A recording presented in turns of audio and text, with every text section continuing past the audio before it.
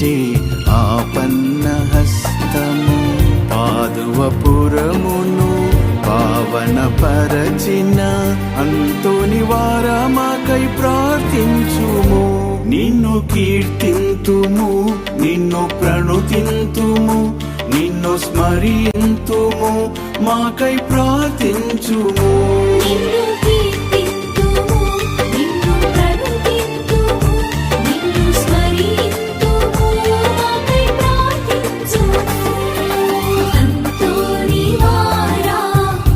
పాదువపురపు